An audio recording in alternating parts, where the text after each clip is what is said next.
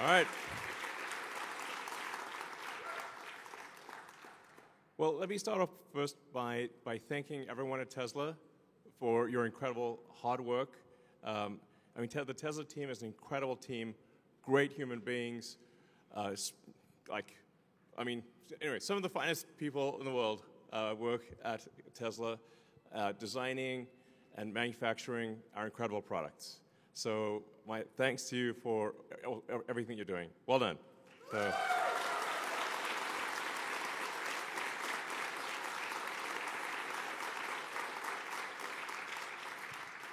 So we're going to go through just a list of the incredible achievements of the Tesla team.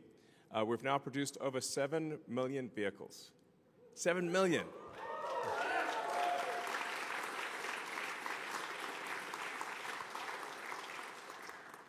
In our first year of production, we produced just over 20 vehicles.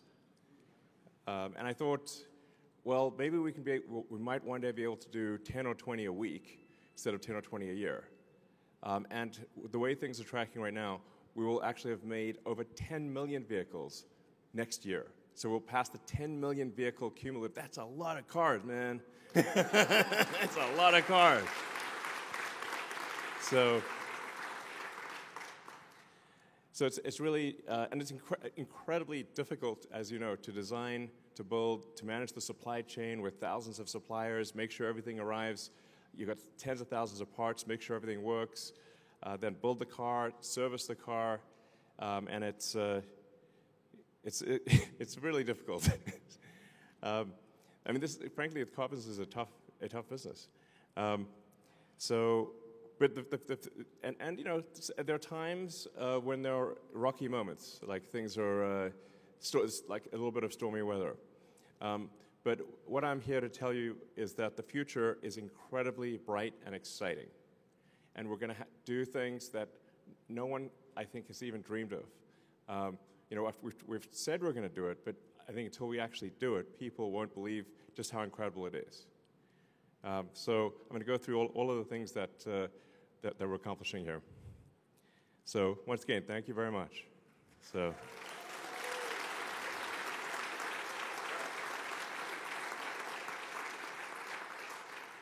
It's worth noting that Tesla remains the company of choice for people to work for. So we get millions of applications per year for a very small number of spots.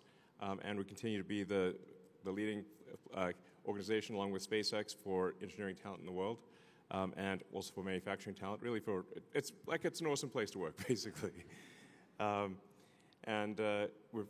Because of our growth, there's a lot of opportunity for upward mobility.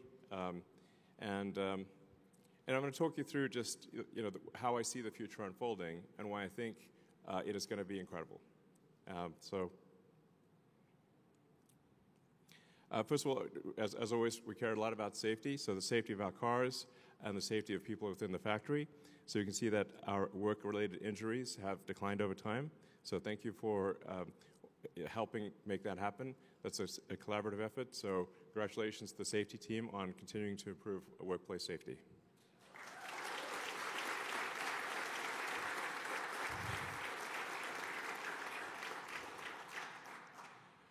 So one of the things that may seem like how do you pull it all together is where does AI and robots fit in this sort of sustainable energy picture? Like, is that just like some weird side project or what? But it's because what we're really aiming for here is maybe a better way to think of it, rather than sustainable energy, is sustainable abundance for all. So if you think about what is the future what's the most exciting future that you could possibly imagine? What does that future look like? It's worth thinking about that. Just imagine a future. What does that amazing future look like? How about a future where you can have any good or service you want at will? A future of abundance for all, where really anyone can have anything. It sounds impossible. It sounds like surely such a thing cannot be the case. But what I'm here to tell you is that will indeed be the case. that the future we're headed for is one where you can literally just have anything you want. Like, if there's a good or service you want, you'll be able to have it, and ultimately, everyone in the world will be able to have anything they want. What's key to that is robotics and AI. So once you have self-driving cars and you have autonomous humanoid robots, where everyone can have their own personal C-3PO and R2-D2, but even better than that, that's Optimus. You can imagine like your own personal robot buddy that is a great friend, but also takes care of your house. We'll clean your house, we'll mow the lawn, we'll walk the dog, we'll teach your kids, we'll babysit, and we'll also enable the production of goods and services basically with no limit. And when you combine that with sustainable energy from the sun and batteries, we can also, at the same time, also maintain a great environment. So that, I think, is the future that we want. A future where nobody's in need. You can have what you want, and we still have nature. We still have, the beautiful parts of nature that we like. I think that's probably the best future. What other future would you want? I think that's like the cool future. And also space travel, let's not forget that. So if you can have basically anything you want and travel to space and go to Mars, and that's about as good as it gets, It's like, that's it. So that's really what we're trying to do, is take the set of actions most likely to lead to a great future for all. So that's what I mean by sustainable abundance. The combination of things that we're making with Optimus and AI compute will achieve an age of abundance for all. Like, actually. So it's going to be pretty great. And Model Y became the best-selling vehicle in the world. It's, FYI, we do make the best,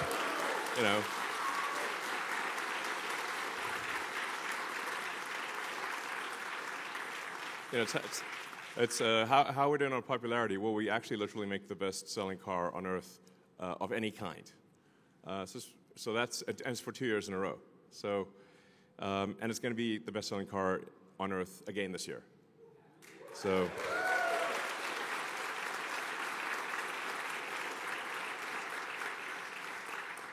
The Cybertruck became the best-selling electric vehicle pickup instantly, because it's awesome. And Tesla was the best-selling electric vehicle in Europe, the fastest-growing brand in South Korea, and we launched in a lot of new markets, including Qatar, Lithuania, Chile, and the Philippines, and we'll be opening in a whole bunch more markets as well. So Teslas will be available worldwide.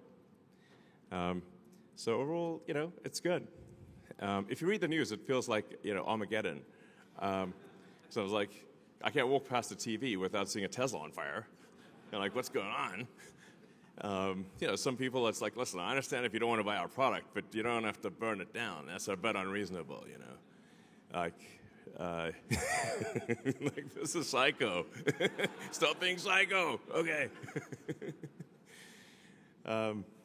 So, and we launched the new Model Y. Congrats to the team on that.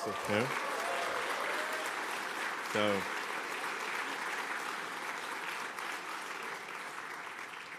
that's obviously very tough because we've got factories all across the world, and we've got to change over a supply chain on basically three supply chains on 3 continents.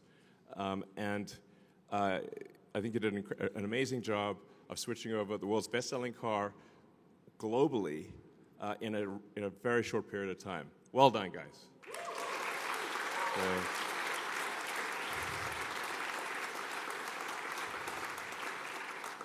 And let's not forget, also, we upgraded Model 3 last year. So I would encourage people to also buy the Model 3. It's a great car, actually. So and the Cybertruck is achieved 5-star safety. These days, sometimes things get a little dangerous in the neighborhood. The Cybertruck, being bulletproof and all, can come in handy. But apart from being bulletproof, it's also very safe in a crash. We're also building the Tesla Semi factory. This is a vehicle that some people said was impossible to build, that it defied physics. Well, not only does it not defy physics, we're going to be making a lot of them. So we're going to make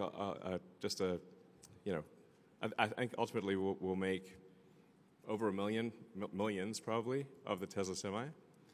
This is really going to be something that you'll see all over the place. And it'll also be autonomous, or have the ability to go autonomous down the road. So really, autonomy is a massive, massive thing. The future is autonomous. I always sort of think, like, what will the future look like in 5 years, or 10 years, 20 years? And 5 years from now, autonomous cars are going to be everywhere.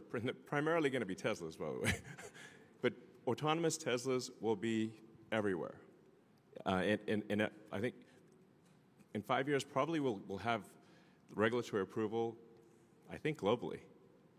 So you'll have autonomous Teslas on every continent, taking people on trips, and almost the entire fleet, which will pass 10 million vehicles next year, is capable of full autonomy.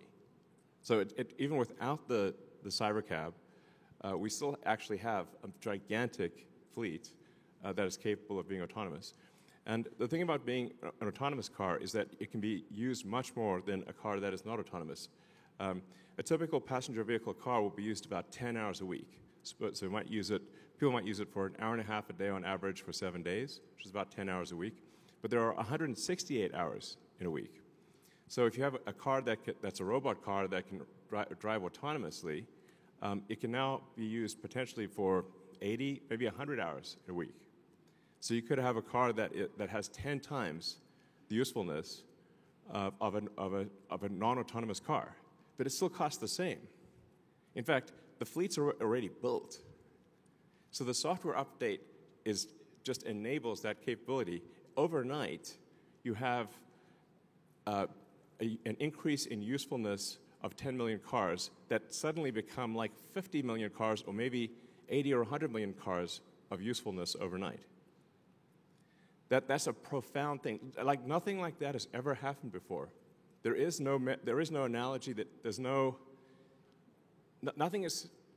been something where a software update increased the value of a gigantic asset base by a factor of like 500 to 1,000%.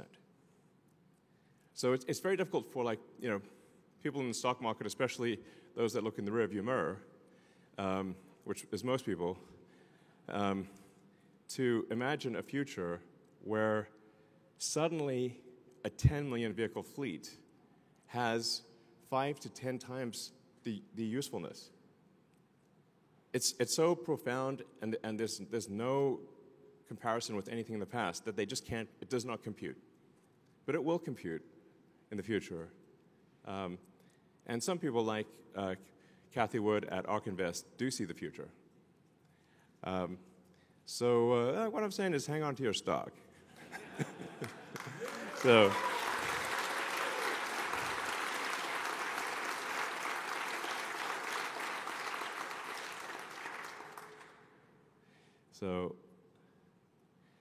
yeah, it's mind-blowing.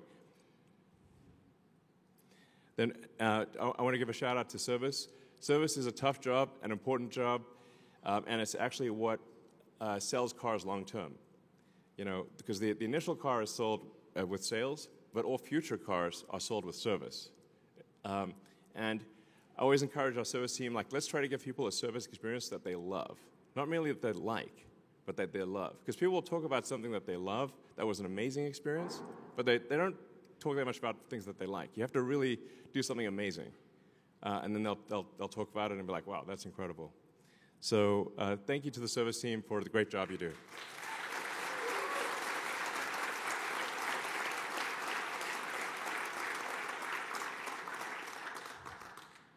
And I mean, you can see sort of, I like this sort of light map of superchargers. You can see you can go practically anywhere in the US, Mexico, Europe, China, well, I guess not the outback of Australia, but you know, most of the places where people live. So our supercharger network continues to grow significantly, and we keep upgrading our superchargers. This is, in fact, I still run into a lot of people who don't realize that you can you can take your Tesla on a road trip anywhere in America or anywhere in Europe, pretty much anywhere in China, just using the Tesla supercharger network. And it's actually easy and convenient. So people think that whatever the range of the car is, that's as far as they can go. It's like, no, you can just stop at a supercharger network. The car's battery will last longer than your bladder. I'm pretty confident. So that's really the threshold. As long as the car battery lasts longer than your bladder, and you just plug it in when you go to the restroom, and you come back and grab a coffee or whatever, and you're back on the road and everything's good, then that's the range that matters, and the supercharging speed that matters. So, yeah. So congrats to the supercharger team on expanding network and do great work there. So.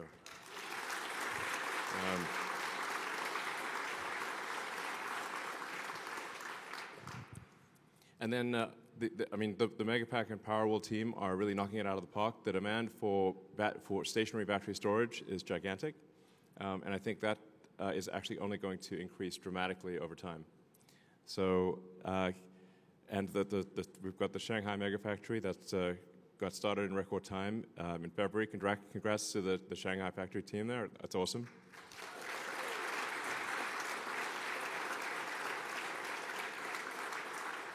And the Powerwall 3 it usually takes about 3 major technology iterations for a product to be great. And the Powerwall 3 really is a fantastic home energy product, and it's something that if you want to ensure that your home has uninterrupted power during a power outage, the Powerwall 3 is the way to go. If you combine that with solar, you can basically be off grid, which is pretty cool.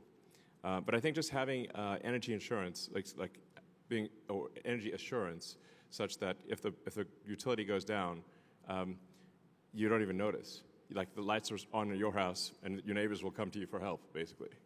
That's actually what happens when somebody has a Tesla Powerwall and there's a power outage. So that's a great product.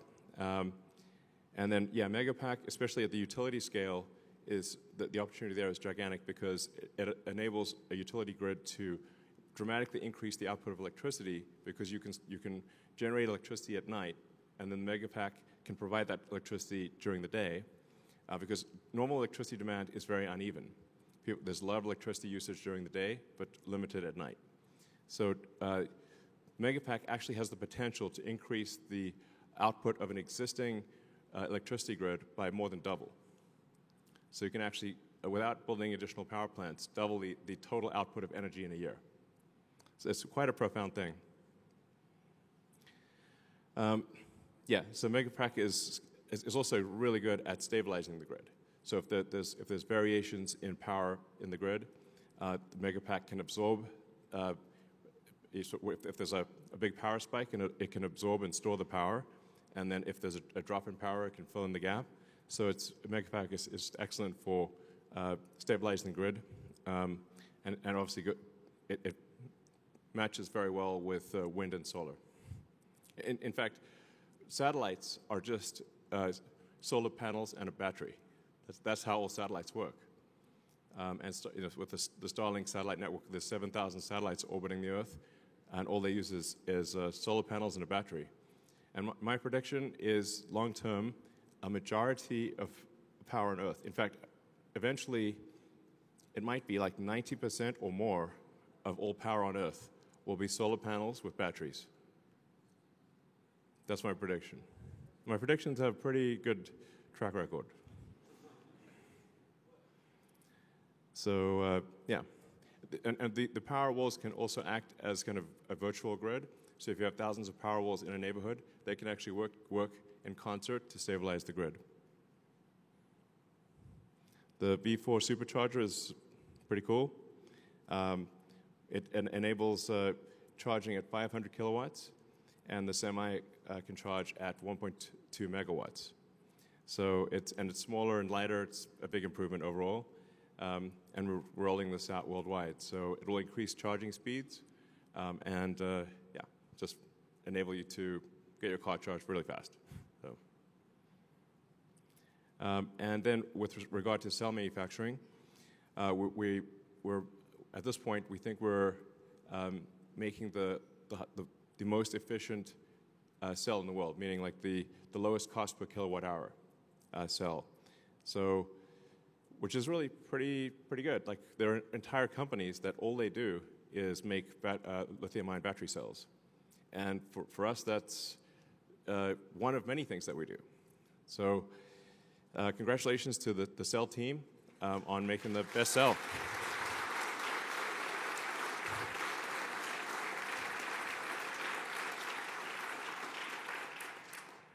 So that's a really big deal. And then we're also investing in the whole battery supply chain. So we have cathode production, we have lithium refining, and then more. Yeah, hopefully, we're sort of hoping someone else will do the anode. We might have to do the anode. I hope someone else does it. Why do we have to do all these things? Yeah, a lot of people think like we do a lot of these things because we want to, but really it's often just because we didn't have any choice, nobody else was doing it, so we had to do it. So yeah, a lot of new factory milestones. So in Berlin, we produced 660,000 drive units. Fremont, we built our first Optimus at the Optimus production line in Fremont. We're preparing for Cybercab production here at Gigafactory Austin. And Gigafactory Shanghai created its 3 millionth car.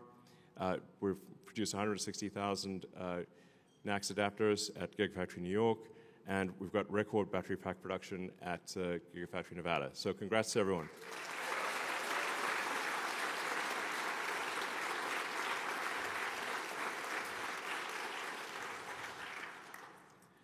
We also, just behind us, on the south side of the building, we have the Tesla, we call Cortex-1. It's like basically a giant brain, computer brain, that is used for AI training. So we take the vast amounts of video that we get from all the cars in the fleet, and we use that to train the artificial intelligence to be able to drive the car. And this is one of the most powerful training systems in the world, with over 50,000 GPUs active, and soon to be 100,000 GPUs, which will make it, I think, probably top 5 in the world in training centers. So.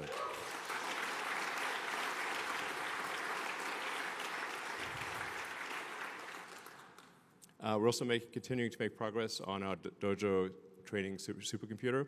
So we've got Dojo 1 active now in Gigafactory New York and in Palo Alto.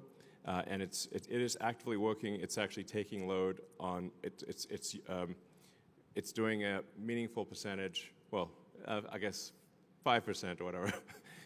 but it's still something. 5, maybe approaching 10% of the training load of the self-driving AI is being done by Dojo. And then we've got Dojo 2 that's coming down the line. That'll be probably 10 times better than Dojo 1.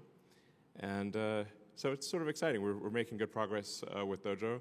I'm increasingly optimistic about the future of Dojo. I think we got a real shot here at a breakthrough. So congrats to the Dojo team.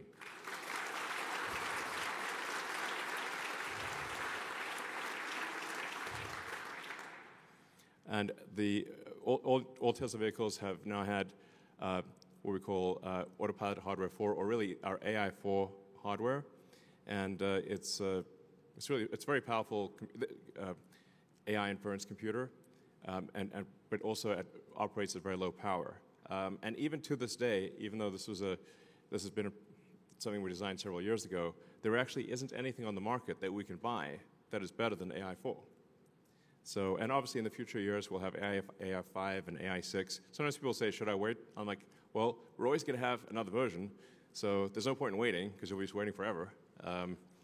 So, but we obviously will have an AI 5 and an AI 6 and an AI 7, and we'll keep improving the AI compute. So for those out there that are interested in developing advanced chips, come work at Tesla. Yeah. And it is always, I think, profound to watch our cars driving with no one in them. And we actually have the cars doing useful work for the first time with no one in them, which I think is really, it's a significant milestone. So the cars are driving from end of line in Fremont to park themselves, and I think we've just started doing that here in Austin. So we'll be, the car literally goes from end of line in Fremont to its destination parking spot where it gets picked up by a truck for delivery to a customer, and it does that with no one in it. And it's not doing that all day, every day. Like pretty much like it's just a matter of fact thing. Yeah.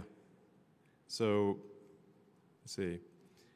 And obviously, for anyone that's using it, you can see the dramatic improvements in full self-driving, where it's getting to the point where interventions are extremely rare, and eventually they'll get to the point where there really is no need to intervene. Like the car is going to be better than human. In fact, maybe it's worth emphasizing that it's not that Tesla full self-driving will be equal to humans in safety. It will be ultimately 10 times safer than a human because it never gets tired. It doesn't, like humans get tired and sometimes get wasted, and we'll have arguments or change the radio or, text. I know no one in this audience would ever text while driving. That would be crazy. But it does happen. So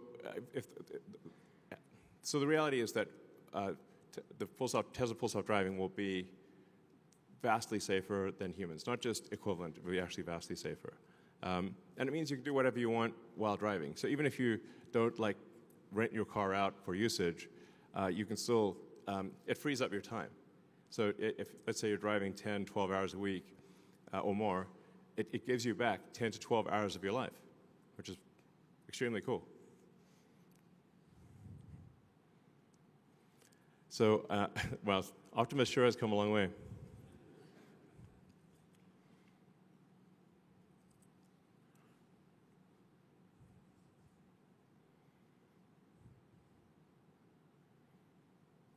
So the new Optimus 22 degree of freedom hand and forearm is now in production. And it's learning to walk and catch balls. It's pretty cool. I mean, look, that's where we came from. It's wild. So in a very short period of time, Optimus has gone from being an idea to the most sophisticated humanoid robot on Earth. There's nothing even close to the level of sophistication of Optimus, and Tesla has some important missing ingredients that others don't have, which is our robot has a real brain. It's like the Wizard of Oz, Tin Man. Was that a heart or a brain? One of the two.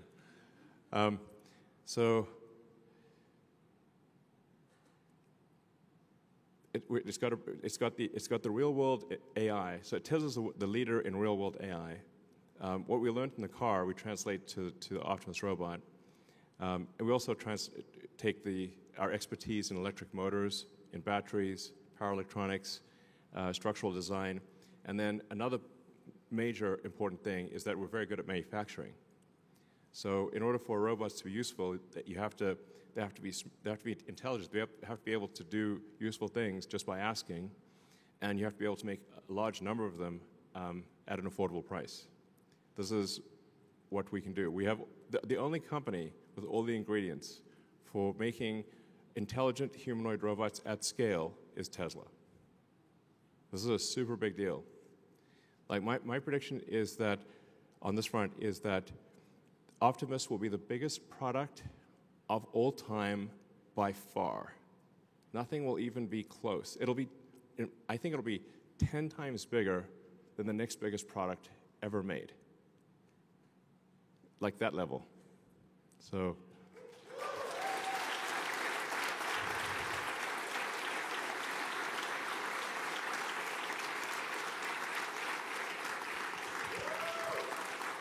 Yeah.